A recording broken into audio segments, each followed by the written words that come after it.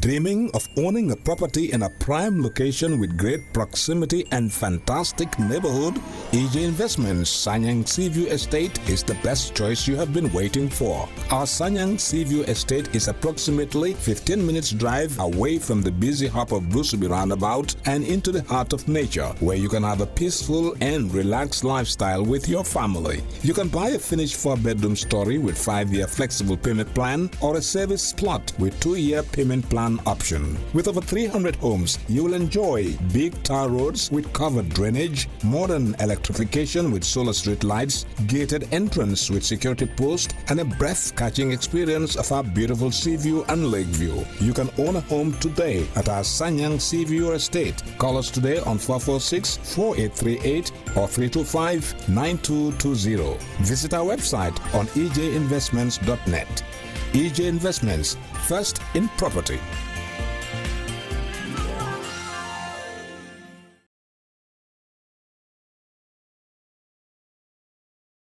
I would say, and thank you for your cooperation, first of all, for after the break we had, for coming back to join us in the crusade we are all doing to promote the issues of information communication at the Office of the President, and we can also say at the national level, because we are all stakeholders. As usual, those of you who have been aware of this press briefing, the purpose is to share with you what the President is aware of and his directives on those issues and how we can move forward as a country. With regards to that, I will give you the issues the President has been updated on and some of his engagements we have been having here at the State House. For example, we start with agriculture. He continues to promote the policy for mechanization and partnership to share knowledge and resources, as well as to create the policy environment for private sector participation in agriculture.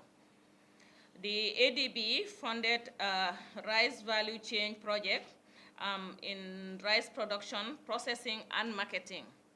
The 30 million euro project has been signed, and the focus of the project will be in the Central River region. The French government also has committed 50 million euros in fulfillment of its pledge to the NDP to increase rice production, which initially will start in the Upper River region. A technical team is already working with the Ministry of Agriculture on the implementation process. The People's Republic of China has also offered to assist the agricultural sector with technical support, machinery, and inputs to advance rice production. It could be recalled that in the past, the Chinese had been actively supporting rice production in the Jahalipachar area. President has also directed that the 54,000 bags of rice provided by the Chinese be judiciously distributed to the targeted vulnerable communities. Funds recovered from the sale of the rice donated by Japan have been deposited in a special account at the Central Bank of the Gambia as part of the government consolidated fund. Meanwhile, the government, through the GGC, facilitated for the $396 million in February 2019 for cash buying of groundnuts from farmers. The President continues to support his government's policy on value addition to agricultural products and investment in agriculture as a business venture. In the area of energy, the focus on energy improvement continues to be amongst the priorities of the government. The head of state has been informed that ongoing maintenance work is happening, and NAWEC is doing that in anticipation of the rainy season to minimize disruption of power supply. The maintenance include the Fatou substation, which affects supply in parts of the West Coast region. Currently, rural electrification is going on in Kiang, in the Lower River region, and in the Upper River region of the Gambia. Meanwhile, the recently launched substation of the OMVG electricity project has been launched, as you are aware, but also work has already begun. An urban water supply project agreement has been signed with India to the tune of $22.5 million, and it's going on.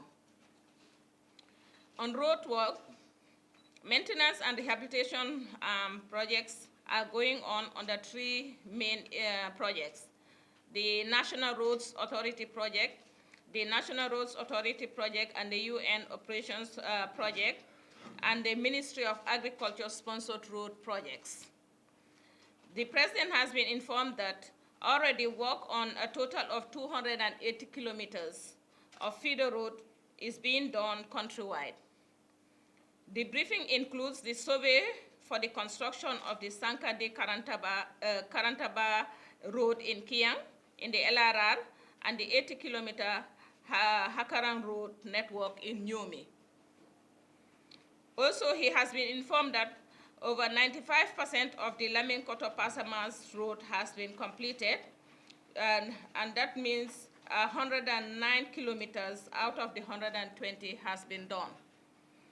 GAMWorks will continue will also undertake 12 new projects in the Greater Banjul area as part of the City Improvement Project. Banjul will have 4 of those projects, in addition to the already inaugurated project of the Banjul Road Sewage and Drainage projects, which the President did recently.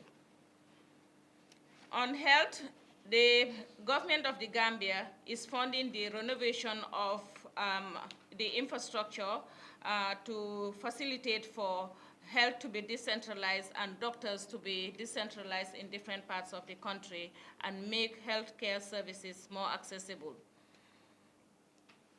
On education, the secondary chance education for dropouts policy for the Ministry of Basic and Secondary Education has been endorsed by the President. To ensure that young people have access to skills in different parts of the country, technical and higher education facilities are being decentralized in rural areas.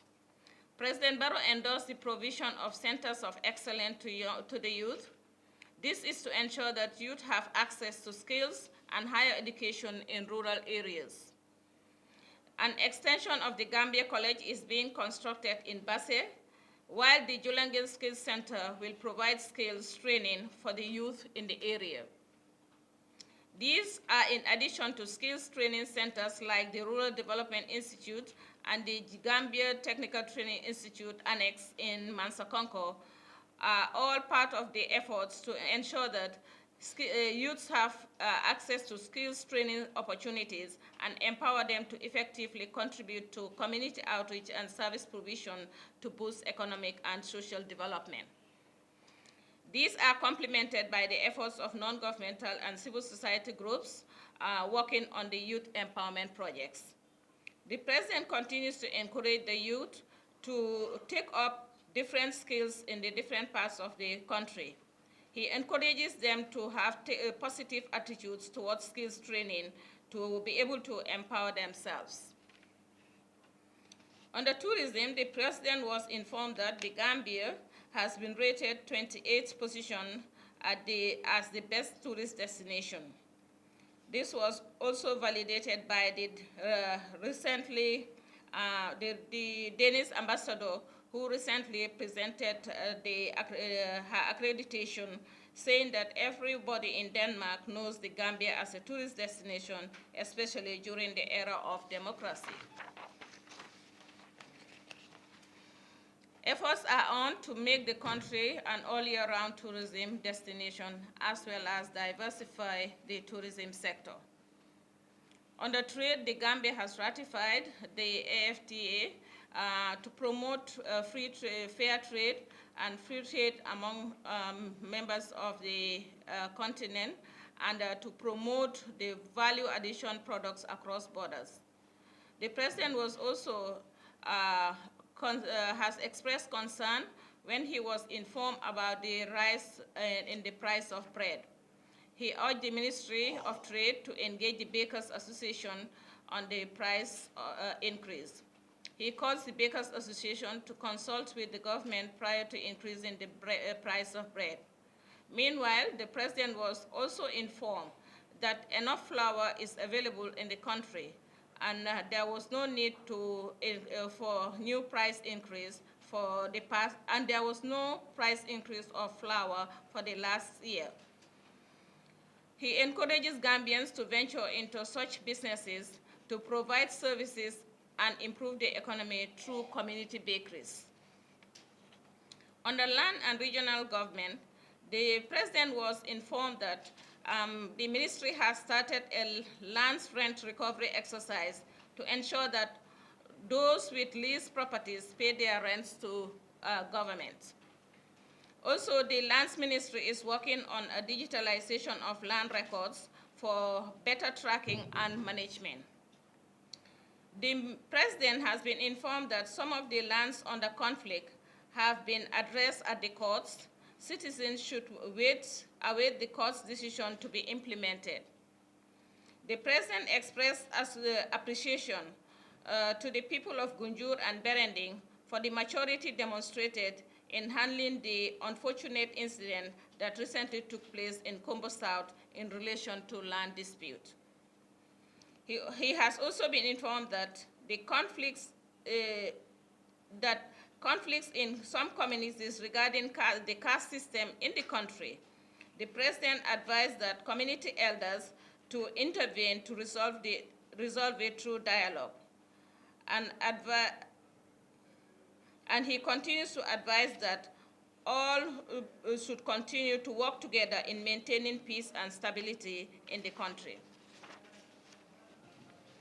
On security sector, President Barrow had been provided with detailed briefing on the finalization of the proposed national security policy and strategy for the security sector reform program. He was also updated on the profiling of security officers and capacity building programs outside the country.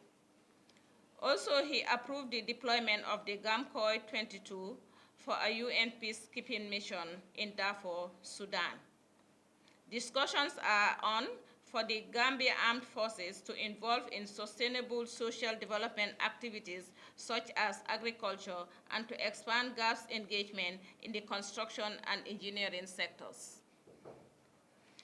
On OIC, efforts continue to be made in preparation to host the OIC summit. He has been accorded updates on the state of affairs with the construction of the International Conference Center, the urban water system, transmission and distribution. Meanwhile, Turkey is providing support in preparation for the summit with training and capacity building on security and protocol affairs. Finance and economic affairs. Almost all the grants related to the NDP pledges have been received to support the Gambia.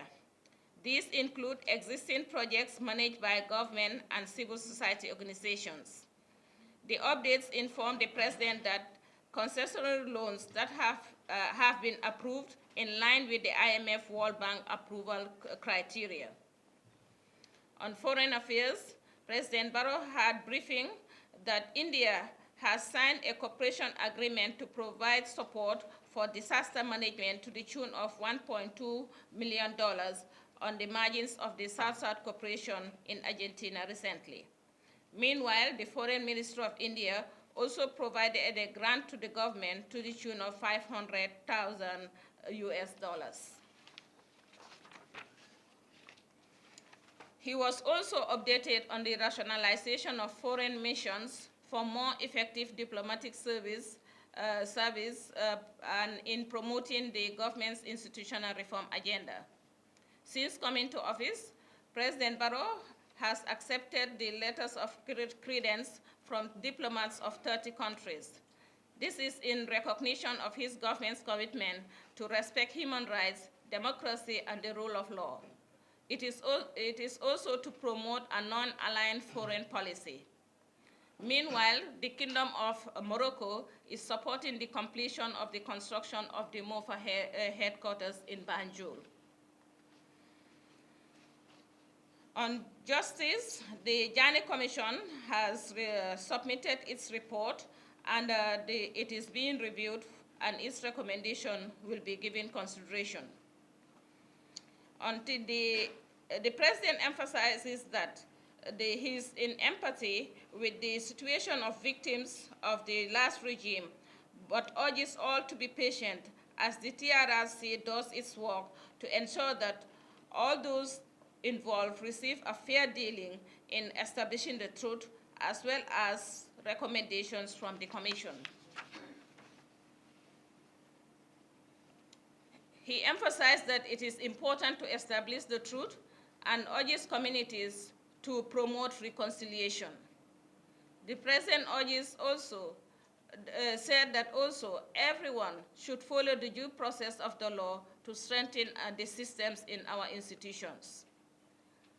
A National Human Rights Commission has been established, and the criminal justice system is being sanitized.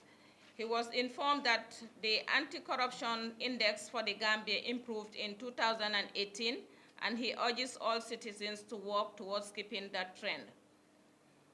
The Prison Act that has been enacted is meant to encourage that the prison should be a correction center to reintegrate people into society. At the Office of the President, his engagements continues to be having consultations, diplomacy, and monitoring of development programs in the country to ensure that government delivers its promise of good governance, freedom, and respect for the rule of law as the country undertakes its reforms program for sustainable national development. President Barrow witnessed the signing of a 10,000 euros grant from the Federal Republic of Germany through the ECOWAS Commission in Abuja. It is for the stabilization program for countries emerging from elections to create jobs for the youth and women. GAMWorks will execute this pilot project, which will focus on horticulture, poultry, and fisheries. The success of the project will provide opportunities for a sustainable program and open it to other countries in the sub-region if the Gambia succeeds with the pilot project. The President has approved Friday 19th and Monday 20th April as public holidays to mark Good Friday and Easter Monday, respectively, at the end of the Christian fasting period, Lent. Meanwhile, the President will spend the Easter break in his home village, Makamankunda, and will use the time to hold a meeting at Sare Bojo, and will also conduct a monitoring visit to the ongoing project sites in the Basse area. Thank you for your kind attention. I may now take your questions. Please kindly identify your name and the media you represent here. Thank you. Thank you very much, I am Kerr from the Chronicle. We understand that Gambia has a long way to go in terms of development. But then what we actually continue to see is the president's engagement with, in the weekend political activities at State House. Mm-hmm. I'm wondering whether this actually is not distracting him in any way. Mm-hmm. And also in another context, how do you justify this in the context of good governance and democracy? Thank you very much. Okay. Thank you very much. The weekends meetings he has with people from different parts of the country who come to call on him, use the opportunity to discuss the issues that affect them, cannot be seen as a distraction. However, we understand that people have their opinions on these issues, but as far as the President is concerned, he will welcome any group of people who want to call on him to be able to discuss issues that are of concern to them as citizens. As we all know, he is open up to people coming It's just like when people call on him during office hours. But because of the number of people who will want to come, it is just impossible to accommodate them in the official space that is available. Therefore, some of these courtesy calls are arranged when they realize that communities want to come in light numbers at the State House. Yes? Yeah. Thank you very much. Good morning.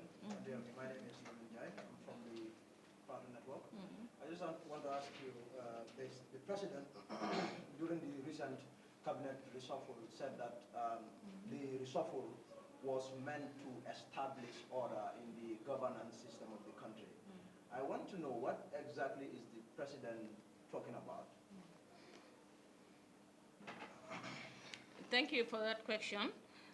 When he talks about having order, it was in the context of bringing the officials closer to focus on the agenda of the National Development Plan during the time they are in office.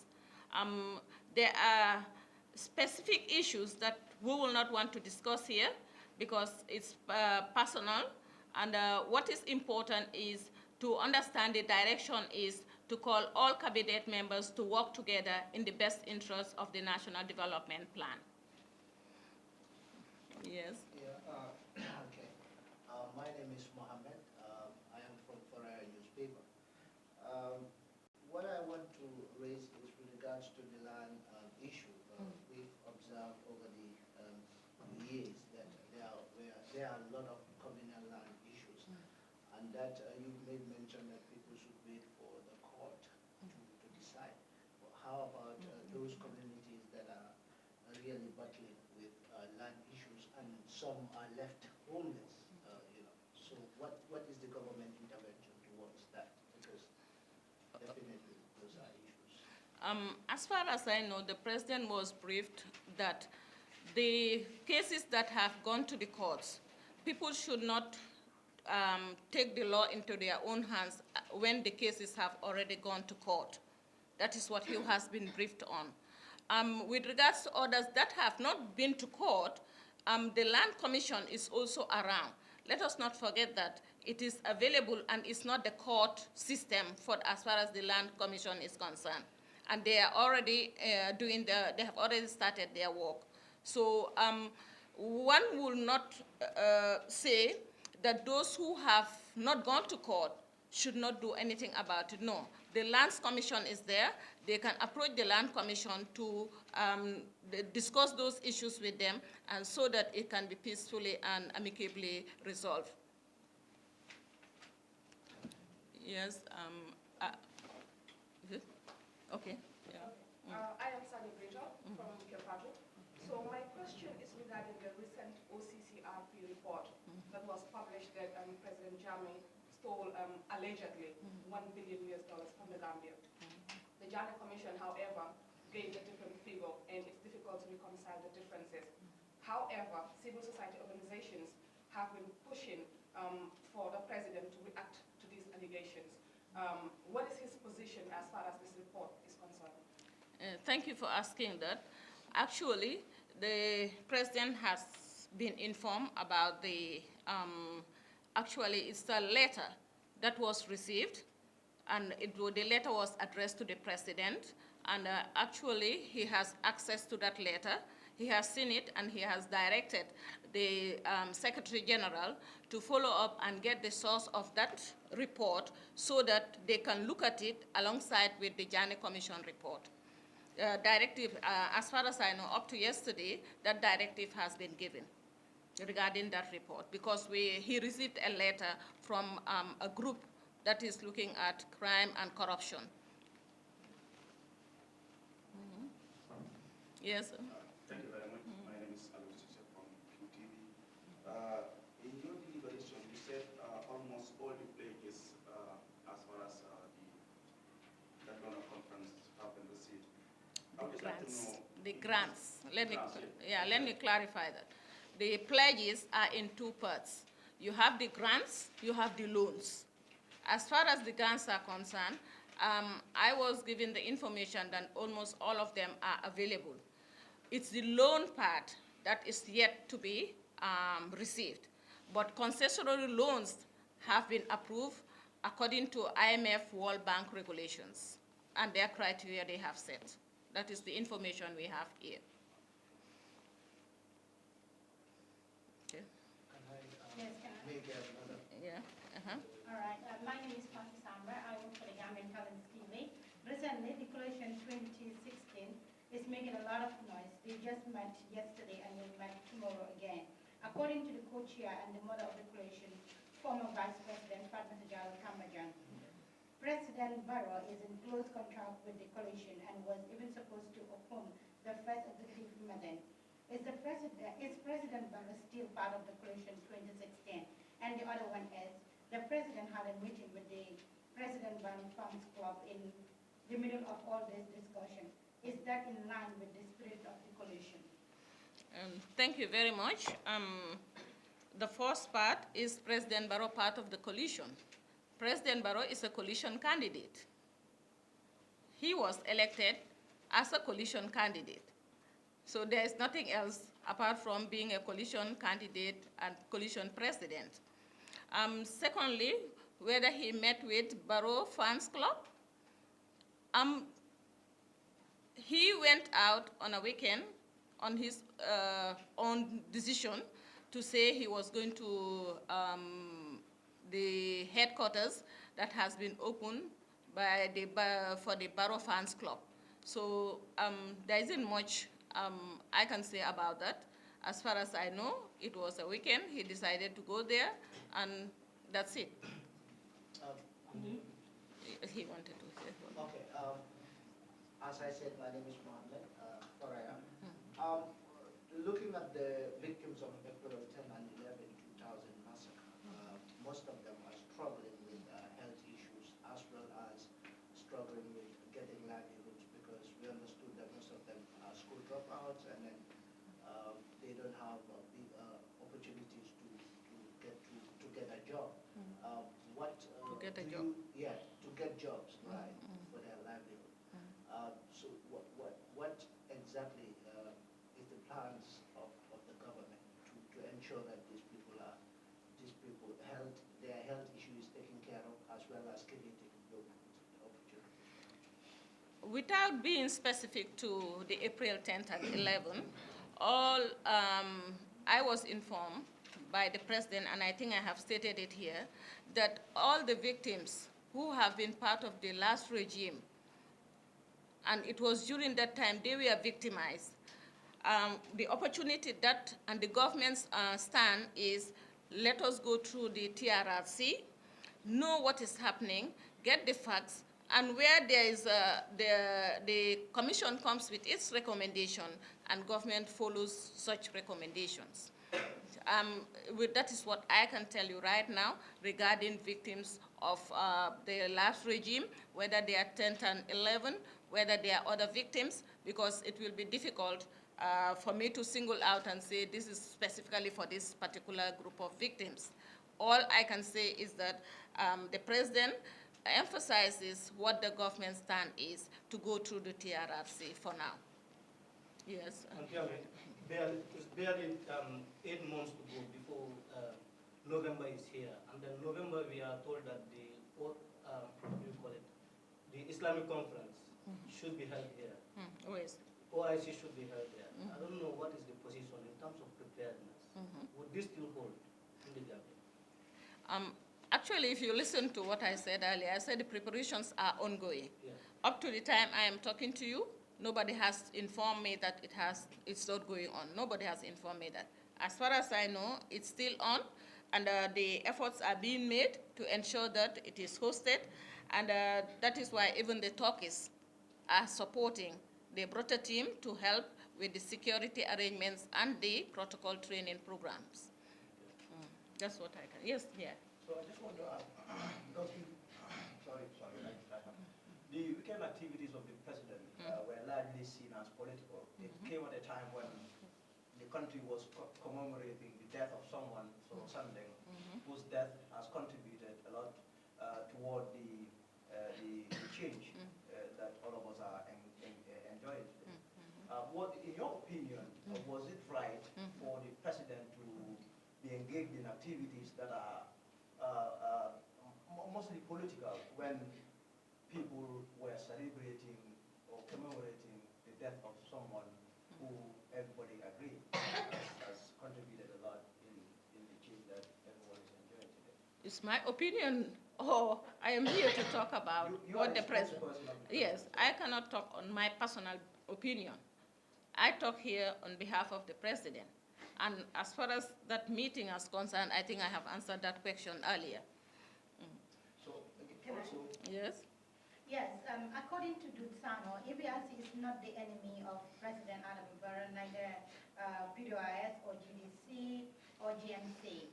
According to him, no political party in the Gambia is President Barrow's enemy, but UDP. Is this statement the President Barrow's statement, does he still stand on this? As far as I'm concerned, what Dutsano says, I was not privy to, and I have not discussed it with the president to say whether that is his opinion or not. I cannot answer that question. Yes. Okay, looking at the TRRC, we've observed that the government partially interfering by ordering arrest of some witnesses.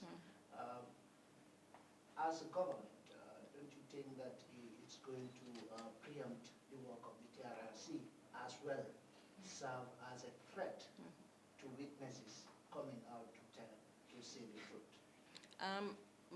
Honestly, I have not discussed that point.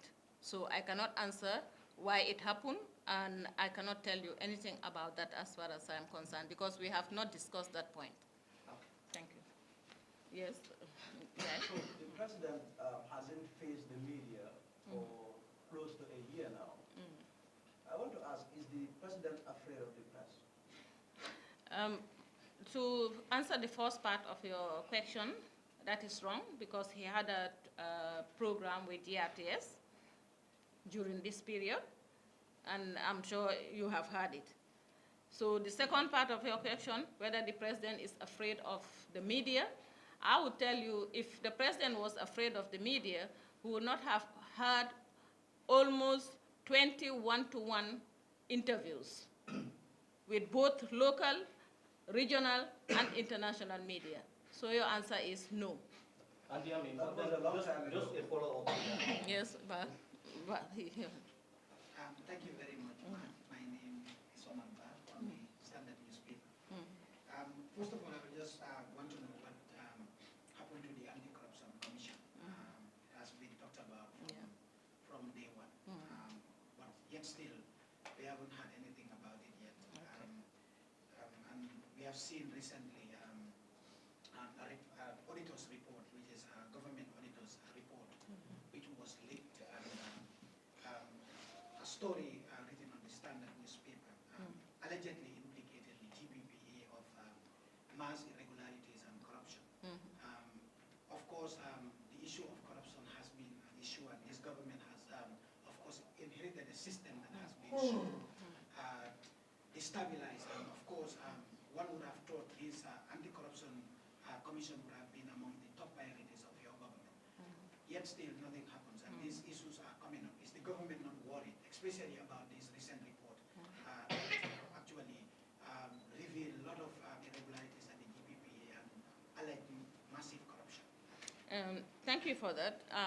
I know that the issue of the anti-corruption commission was discussed, and it is part of the plan to have it.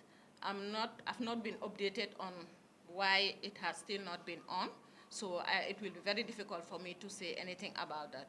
With regard to the information leaked to the media regarding corruption or irregularities with the GPPA, that is something the office is aware of, and they are working on it to find out what happened and how to regularize such issues.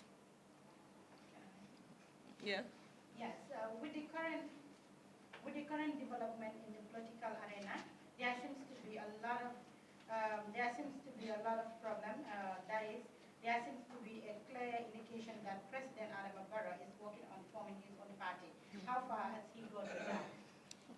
When it happens, I'm sure we'll call all of you to let you know. But so far, it has not happened. Two more questions and then we have.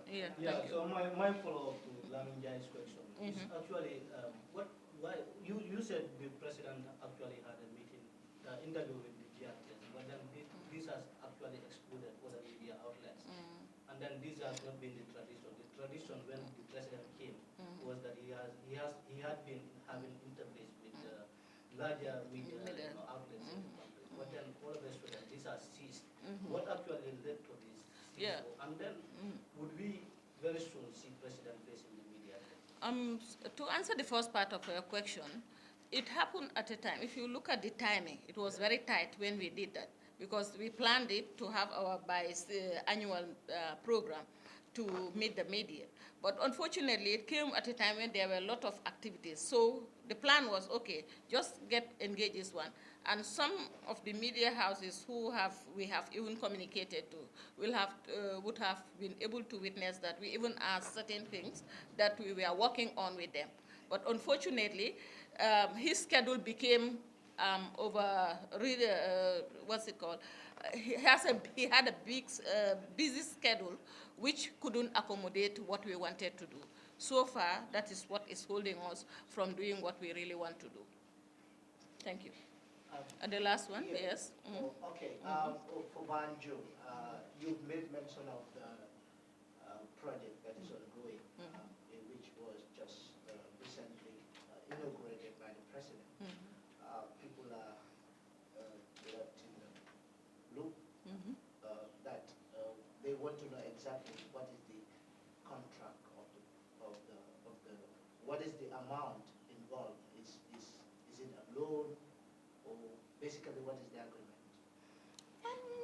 I think that was mentioned during the president's statement, that it is a government project, and part of that government project was pre-financed by Guy Construction. And that is what I know, and that was public information as far as we are concerned. Can I make a follow-up to that? Yes. Yeah, so what I have heard is that the president is not in good time with the mayor of Banjul. Which mayor of Banjul?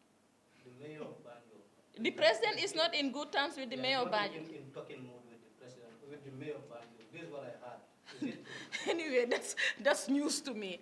And on that note, I will just say thank you for the time, but I will really tell you that that's strange and news to me.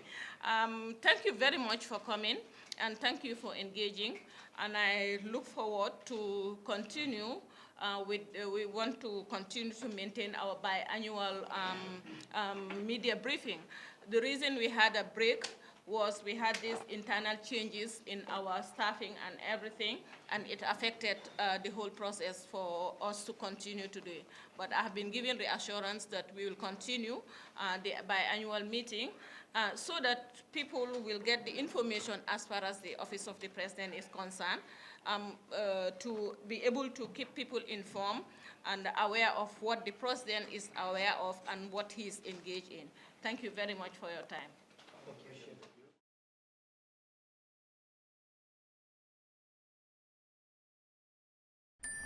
Dreaming of owning a property in a prime location with great proximity and fantastic neighborhood? EJ Investments Sanyang Seaview Estate is the best choice you have been waiting for. Our Sanyang Seaview Estate is approximately 15 minutes drive away from the busy hub of Brusubi roundabout and into the heart of nature, where you can have a peaceful and relaxed lifestyle with your family. You can buy a finished 4-bedroom story with 5-year flexible payment plan or a service plot with 2-year payment plan option. With over 300 homes, you will enjoy big tar roads with covered drainage, modern electrification with solar street lights, gated entrance with security post, and a breath-catching experience of our beautiful sea view and lake view. You can own a home today at our Sanyang Seaview Estate. Call us today on 446-4838 or 325-9220. Visit our website on ejinvestments.net. EJ Investments, first in property.